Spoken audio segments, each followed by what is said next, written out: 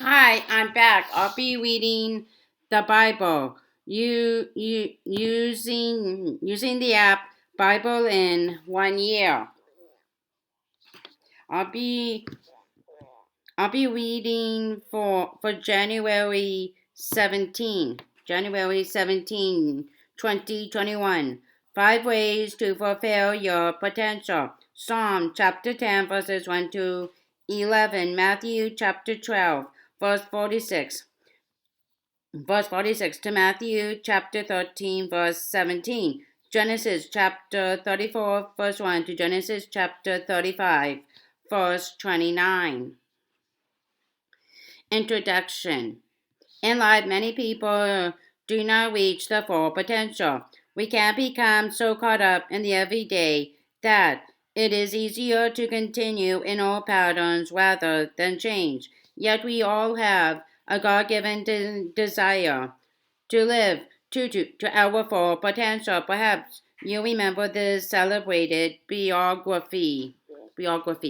Solomon Grundy, born on a Monday, Christian on Tuesday, married on Wednesday, took ill on Thursday, grew worse.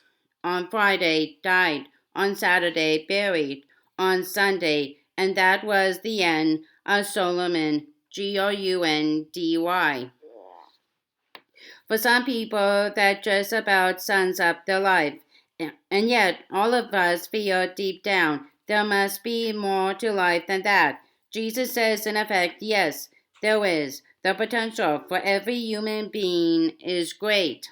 Jesus wants you to live a highly productive life. He wants you to produce a crop 100, 60, or 30 times what was sown. Matthew chapter 13, verse 8, the minimum is a 30 times multiplication. The key to that potential lies in your relationship with Jesus, a relationship that can be as close as as as as as, as close as that of a brother or sister or mother. Chapter 12, verse 50. You can live a life, a real purpose that will make a difference to the world because of what you receive from Him. Chapter 13, verses 11, verse 12, and verse 16. Your potential is not about being driven by ambition or success. It is about recognizing who you are in God. As you seek Him and live your life according to His purpose, you will bear much fruit. The more you begin to fulfill your God-given potential, the more He, the more you, the more He entrusts to you. He wants you to live a life of abundance. Verse 12. The potential for Israel was very great. Genesis chapter 35, verse 11. God intended that Israel would not only be blessed, but but also be a blessing to other nations. You have the potential to live a life of even greater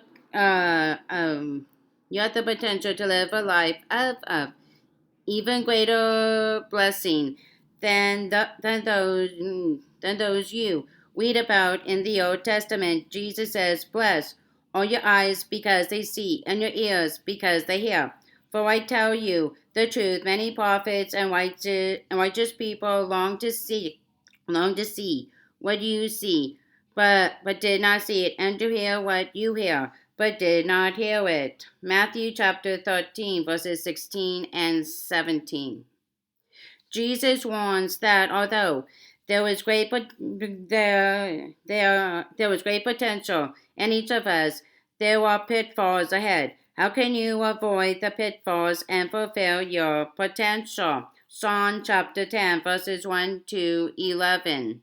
Bible, Psalm 10. Why, Lord, do you stand far off? Why do you hide yourself in times of trouble?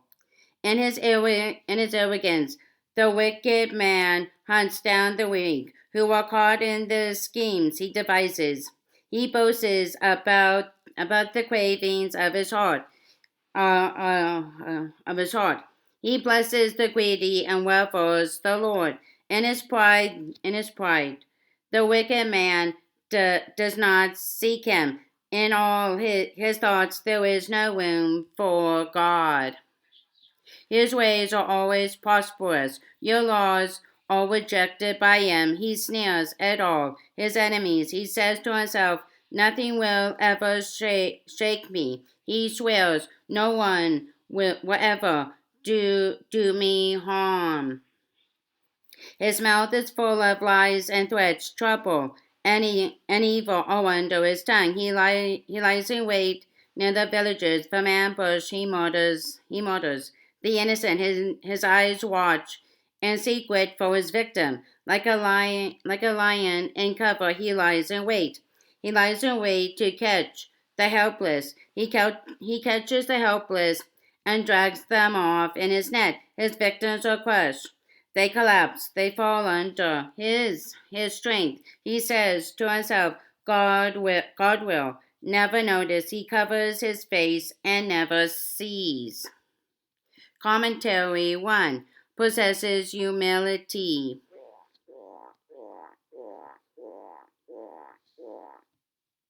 Possess humility.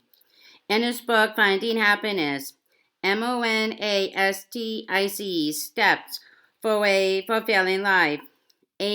Albert Christopher Jameson defines pride as self-importance. He writes, humility is an honest approach to the reality of our own lives,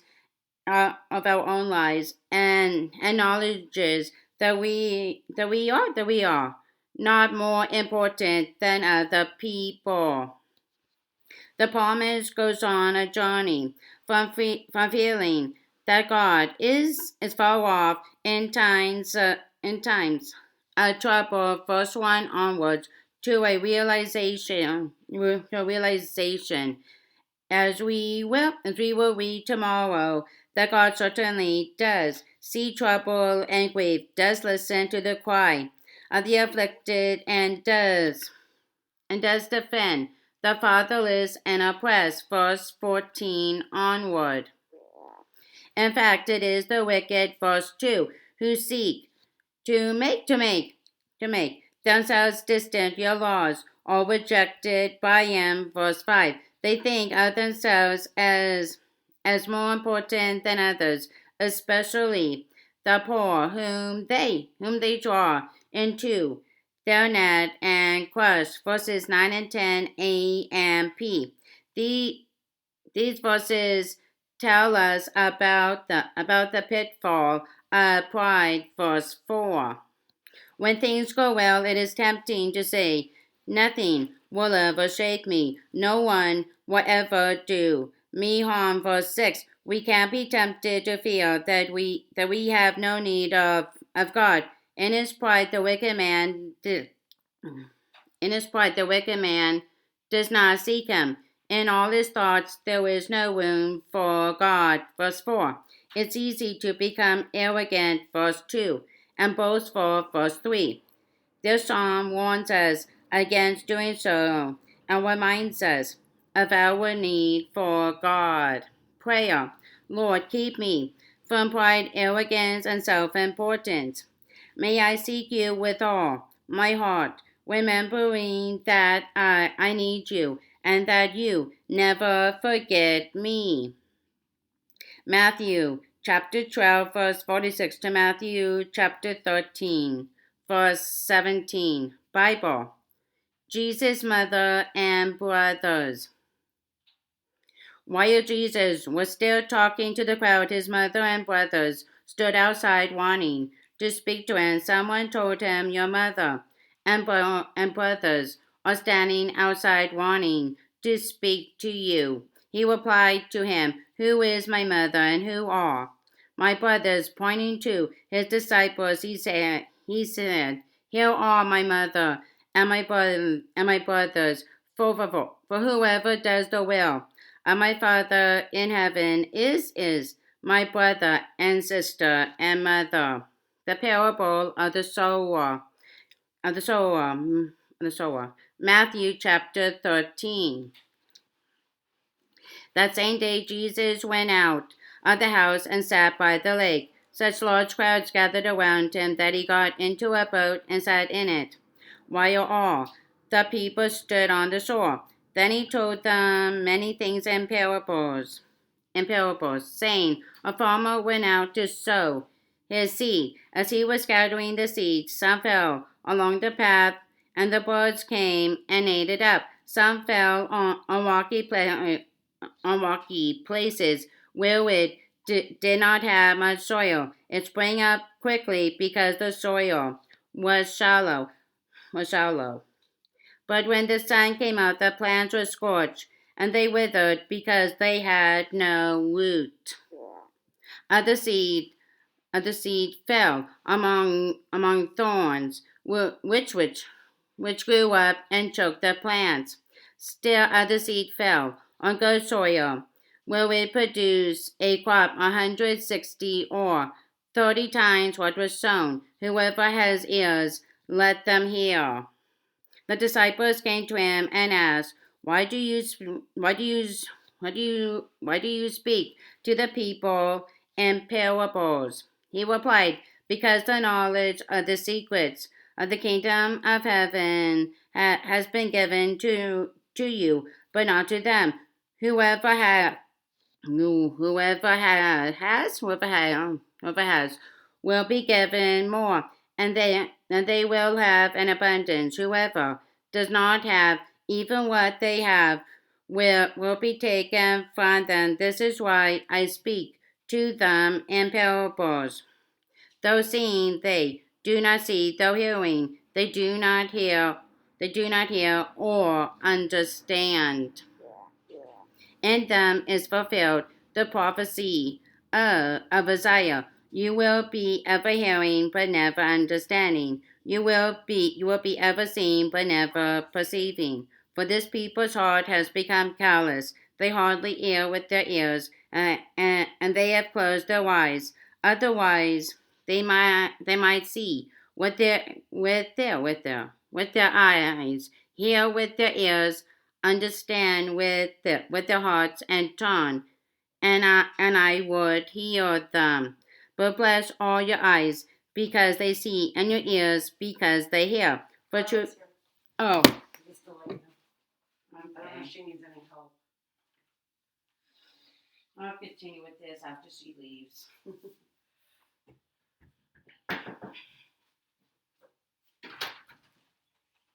Hey, good. Hi, Carla. Hey, Bill. How's it going? How are you doing, honey? I need you to sign this one Okay, for Nurse Perfect. Okay. So the time sheets, I just took the ones out till, The to the 15? 15. Okay, let me Yeah. check and make sure I just all of them. Do you have a pen handy, Tim? Not a pencil, pen? Yeah.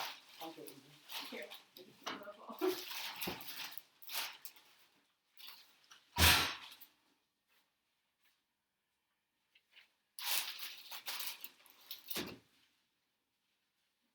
Is this all the ones that were in there? Well, yeah, let me Okay. check again, but I just did them. I left the other ones in Perfect, there. yeah. Right. Yeah. Because it's just to the 15th. Maybe I'll double check though. Okay. Here you go. Need you to sign right there, please. How's everything going on? Good. Today's the 18th, right? Yes, Okay, perfect. Thank you. you're welcome.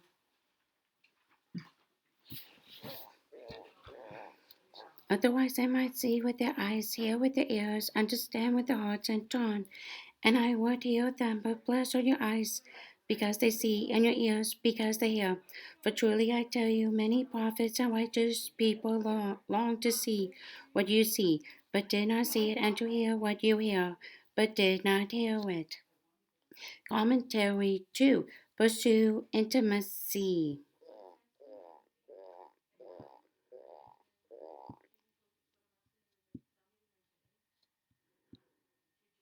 Pursue intimacy. Some dangerous cults have twisted the words of Jesus, chapter 12, verse 50, to teach that becoming a Christian means severing relations with your family.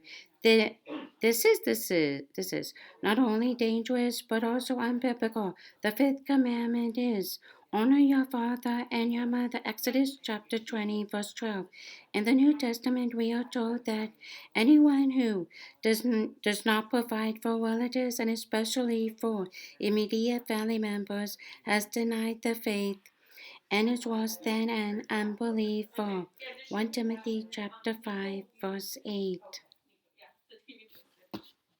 Hey, thank you. Nico's gonna be here today, Okay. and then they just informed me that Sylvia wasn't feeling too well, so I don't think she's coming today. So I don't know who yet, but I'll keep you posted. Okay. I don't know if it's Nishko or if it's gonna be one of us. I'll Okay. keep you posted, okay? Okay. I'll shoot Nico a message. Okay. So he knows. All right, thanks. You're welcome. Jeez. Yet Jesus shows here that Jesus shows here that there is something even more important than your relationship with your own family. Your supreme calling is to an intimate relationship with Jesus, doing the will of the Father. Matthew chapter 12, verse 50. Jesus says, whoever does the will of my Father in heaven is my brother and sister. And mother, verse 50. His words speak of intimacy, prominence, and acceptance, a relationship at the deepest possible level. You can have this amazing closeness to Jesus. Stay close to Him each day, and you will fulfill your potential. 3. Put down roots. The highs of spiritual experiences are very important, but if they are not combined with these spiritual roots, there is the danger of shallowness which can lead to falling away. Be aware of this pitfall.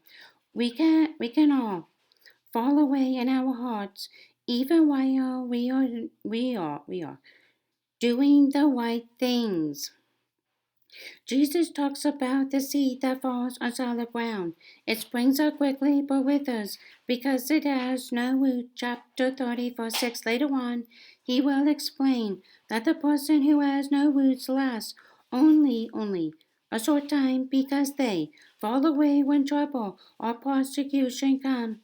Verse 21.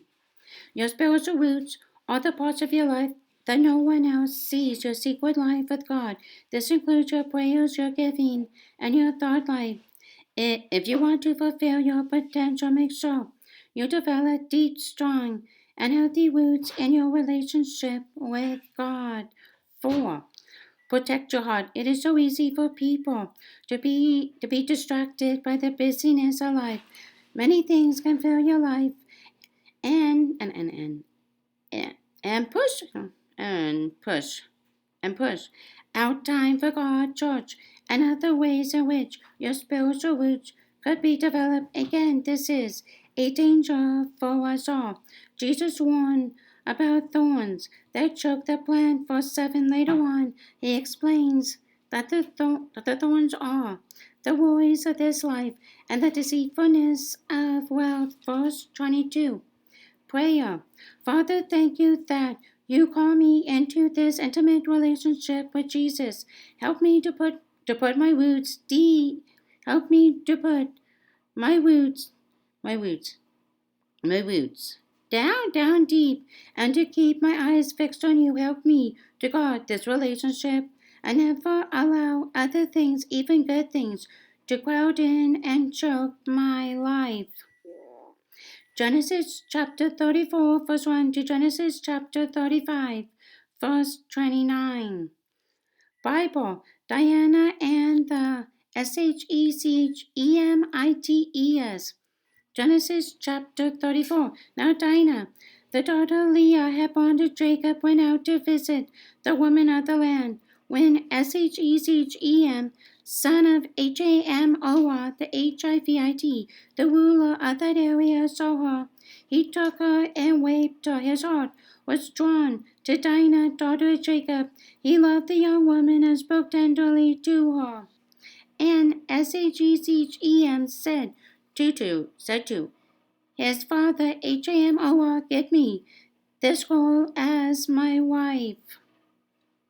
When Jacob heard that his daughter Dinah had been devoured, his sons were in the fields with his livestock. So he did nothing about it until they came home. Then SAGCG and Potpheres' father HAMOR went out to talk with Jacob. Meanwhile, Jacob's sons had come in from the fields as soon as they heard what had happened. They were shocked and furious because SHECGM had done an outrageous thing in Israel by sleeping with Jacob's daughter, a thing that should not be done. But HAMOR said to them, my son SHECGM has his heart set on your daughter. Please give her to him as his wife and to marry with us. Give us your daughters and take our daughters for yourselves. You can settle among us. The land is open to you. Live in it, trade in it, and acquire property in it. Then SHECGN said to Dinah's father and brothers, let me find favor in your eyes, and I will give you whatever you ask. Make the price for the bride and the gift I am to bring as great as you like, and I will pay whatever you ask me. Only give me the young woman as my wife. Because the sister Dinah had been devoured, Jacob's sons replied deceitfully as they spoke to SHECGM and his father HAMOR. They said to them, we can't do such a thing. We can't give our sister to a man who is not circumcised. That would be a disgrace to us. We will enter into an agreement with you on one condition only, that you become like us by circumcising all your males. Then we will give you our daughters and take your daughters for ourselves. We will settle among you and become one people with you. But if you will not agree to be circumcised, we will take our sister and go. The proposal seemed good to HAMOR and his son SHECGM, the young man who was the most honored of all. His father's family lost no time in doing what they said because he was delighted with Jacob's daughter. So HAMOR and his son SHECGM went to the gate of the city to speak to the men of the city. These men are friendly toward us, they said. Let them live in our land and trade in it. The land has plenty of room for them. We can marry their daughters and they can marry ours. But the men will agree to live with us as one people only, on the condition that our males be circumcised as they themselves are. Won't their livestock, their property, and all their other animals become ours? So let us agree to their terms, and they will settle among us.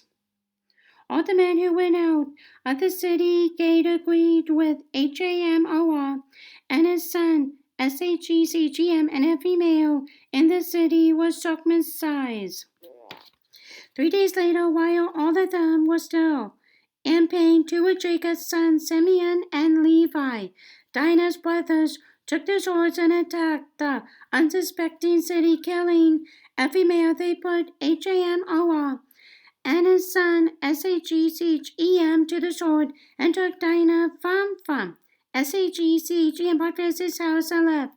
The sons of Jacob came upon the dead bodies and looted the city where their sister had been devoured. They seized the flocks and herds and donkeys and everything else of theirs in the city and out in the fields. They carried off all their wealth and all the women and children, taking as plunder everything in the houses. Then Jacob said to Simeon and Levi, You have brought trouble on me by making me obnoxious to the Canaanites and Perizzites, the people living in this land. We are few in number, and if they join forces against me and attack me, my household will be destroyed. But they replied, Should he have treated our sister like a prostitute? Jacob returns to Bethel, Genesis chapter 35. Then God said to Jacob, Go up to Bethel and settle there, and build an altar there to God, who appeared to you when you were fleeing from your brother Esau. So Jacob said to his household and to all who were with him, Get rid of the foreign gods you have with you, and purify yourselves, and change your clothes. Then come, let us go up to Bethel, where I will build an altar to God, who answered me in the day of my distress, and who has been with me wherever I have gone. So they gave Jacob all the foreign gods they had, and the wings and the ears, and Jacob buried them under the oak at Shechem. Then they set out, and the terror of God fell on the towns all around them, so that no one pursued them. Jacob and all the people with him came to Luz, that is Bethel, in the land of Canaan. There he built an altar, and he called the place El Bethel, because it was there that God revealed himself to him when he was fleeing from his brother. Now Deborah, Rebekah's nurse, died and was buried under the oak outside Bethel. So it was named Allon Bakuth. After Jacob returned from Paddan-aram, God appeared to him again and blessed him. God said to him, Your name is Jacob, but you will no longer be called Jacob. Your name will be Israel. So he named him Israel. And God said to him, I am God Almighty. Be fruitful and increase in number. A nation and a community of nations will come from you, and kings will be among your descendants. The land I gave to Abraham and Isaac, I also give to you, and I will give this land, to your descendants after you. Then God went up from him at the place where he had talked with him. Jacob set up a stone pillar at the place where God had talked with him, and he poured out a drink offering on it. He also poured oil on it. Jacob called the place where God had talked with him Bethel, the depths of Rachel and Isaac. Then they moved on from Bethel while they were still some distance from Ephrath. Rachel began to give birth and had great difficulty. As she was having great difficulty in childbirth, the midwife said to her, Don't despair, for you have another son. As she breathed her last, for she was dying, she named her son Benoni, but his father named him Benjamin. So Rachel died and was buried on the way to Ephrath, that is Bethlehem. Over her tomb, Jacob set up a pillar and two. This day, that pillar marks Rachel's tomb. Israel moved on again and pitched his tent beyond Migdal-eder. While Israel was living in that region, Reuben went in and slept with his father's concubine Bilhah, and Israel heard of it. Jacob had 12 sons, The sons of Levi, Reuben, the firstborn of Jacob, Simeon, Levi, Judah, Issachar, and Zebulun. The sons of Rachel, Joseph, and Benjamin. The sons of Rachel, Sophan, Bilhah, Dan, and Naphtali. The sons of Levi, Sophan, Zilpah, Gad, and Asher. These were the sons of Jacob who were born to him in Paddan Aram. Jacob came home to his father Isaac in Mamre, near Kiriatharba, that is Hebron, where Abraham and Isaac had stayed. Isaac lived 180 years. Then he breathed his last and died and was gathered to his people old and full of years, and his son Esau and Jacob buried him. Commentary 5. Purify yourself.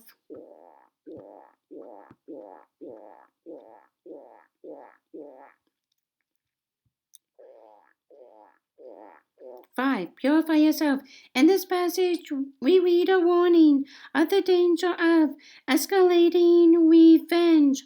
See 1 Corinthians chapter 10, verse 11. One terrible crime, the rape of Dinah. Genesis chapter 34, verse 2. Verse 2 led to another. The reputation was not proportionate. The people of God attacked the unsuspecting city, killing every male. They carried off all their women and children, verses 25 to 29. The result was a disaster. Jacob says, You have brought trouble on me by making me a stench to the people living in this land. We are few in number, and if they join forces against me and attack me, I and my household will be destroyed. Verse 30. The actions of Simeon and Levi are roundly condemned for their violence, for ferocity and cruelty. And cruelty. See chapter 49, verses 5 to 7. Revenge was not just a pitfall for Simeon and Levi. It is a temptation for all of us. When I am offended, I want revenge. In the Old Testament, retribution was limited by partiality, life for life, eye for eye, tooth for tooth, and so on. Exodus chapter 21, verses 23 to 24. Jesus says, and by his death and resurrection makes possible an even higher standard in your relationships today. Forgive and love your enemies. Joyce Meyer, who often speaks of the terrible abuse that she suffered as a child, writes, Have you, like Dinah, ever been an innocent victim? I can assure you that even in the worst circumstances, God gives us grace to forgive so that we can go on with our lives. Jacob said to his household, Get rid of the foreign gods you have with you and purify yourself. Genesis chapter 35, verse 2. God appeared to Jacob, renamed Israel, verse 10, and said, I am God Almighty. Be fruitful and increase in number. A nation and a community of nations will come from you. Verse 11. The potential is great, as Rick Warren says in Ministry. Private purity is the source of public power. This is true for all of us, whether we are operating in the family, the workplace, the community, or the church. If we want to have a powerful impact for Christ in the world, we need to be people of purity. Prayer. Lord, thank you that the potential for my life is vast.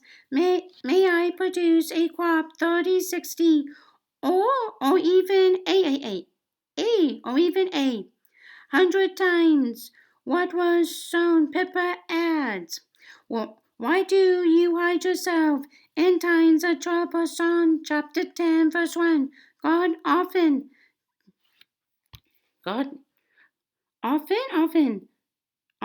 does seem distant and far away in difficult times. Yet, in Genesis chapter 35, verse 3, Jacob says, God, who answered me in the day of my distress, and who has been with me wherever I have gone. Although sometimes we feel he is not there, he is. He has been with us wherever we have been.